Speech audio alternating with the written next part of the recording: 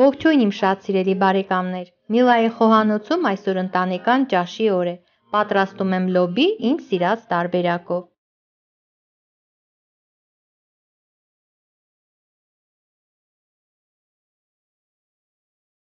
Լոբին մաքրել, լվացել, կտրատել եմ ահա այսպիսի չափերով։ Հիմա կաթսայի մեջ ջուր եմ լցնում, որպեսզի այն եռա։ Ես լոբին պատրաստում եմ եռացող ջրի մեջ սուզելով։ Յուրաքանչյուր կիլոգրամի համար մեզ անհրաժեշտ է 220 մլ ջուր, բաժակից մի քիչ պակաս։ Բարեկամներ, ուշադրություն դարձրեք այս դետալի վրա։ Ջուրը պիտի եռա, հետո նոր միայն ավելացնեմ լոբին։ Այդպիսով ես պաշտպանում եմ նրա մեջ եղած հսկայական վիտամինները, որն այնքան անհրաժեշտ է մարդու օրգանիզմի համար։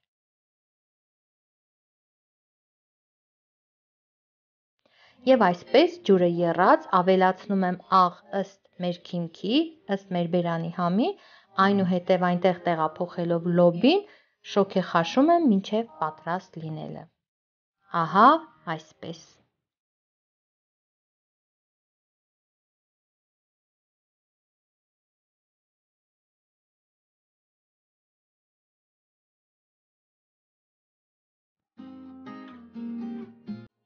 Հինգից 7 րոպե անց լոբին լիովին շոգեխաշված և պատրաստ է։ Ահա այսպես ջրքամում եմ և անցնում մյուս գործողությունների։ Բացի լոբուց, այս ուտեստի համար մեզ անհրաժեշտ են հետևյալ բաղադրիչները՝ լոլիկ, որ ես արդեն կեղևահանել եմ, սոխ, առատ թարմ կանաչի, հավկիթ, որոնք պարտադիր պիտի խոզանակով լվանալ, աղ և սև պղպեղ։ Կաթսայի մեջ ավելացնում եմ կարագ, ձիթապտղի յուղ և սոխառած եմ անում։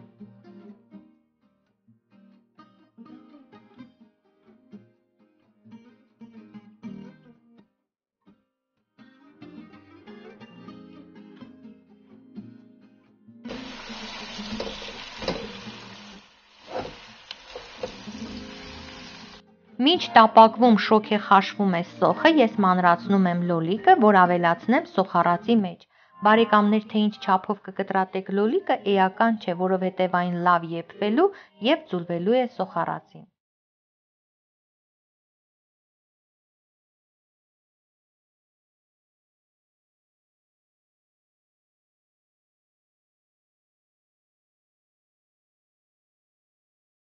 Խառնում ենք, ծածկում կափարիչով և թողնում ենք, որ լավ եփվեն սոխն ու լոլիկը։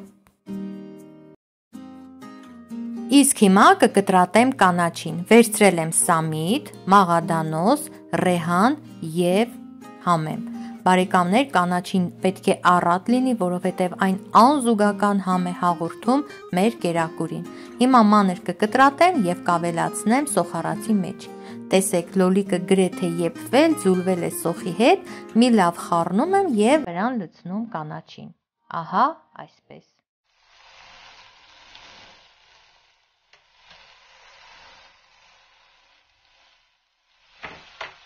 Խառնում ենք և անմիջապես վրան լցնում լոբին։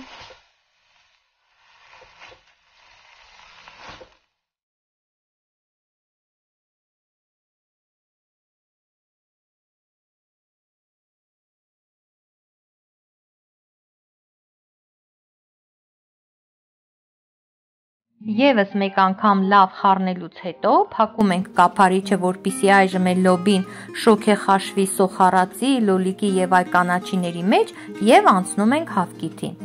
Անպայման հավկիթը պետք է լվանալ, բարեկամներ, իմ աղջիկը նույնիսկ ամանի հեղուկով է լվանում, խոզանակով, որովհետև դա շատ կարևոր է։ Հավկիթի վրա ավելացնում ենք աղ, մի քիչ սև պղպեղ, հարում ենք այնքան, որ հյուսվածքները քանդվեն և զանգվածը դառնա միատարր։ Ահա այսպես։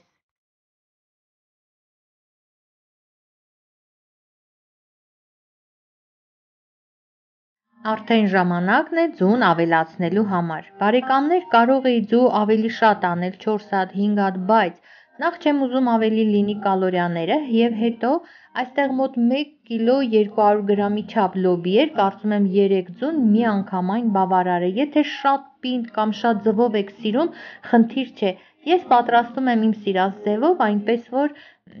կարծում եմ նորմալ է։ Այժմ էլ ծածկում եմ կափարիչը, որ ձուն հասցնի մի փոքր պնդանալ, այնուհետև խառնում եմ, որ լոբու բոլոր կտորները ձվապատվեն, նորից փակում եմ կափարիչով և անջատում կրակը։ Բարեկամներ, ուտեստը պատրաստ է։ Ես լոբին մատուցելու եմ վարունգով, սխտոր մածնի թանձրուկով։ Ահա այսպես։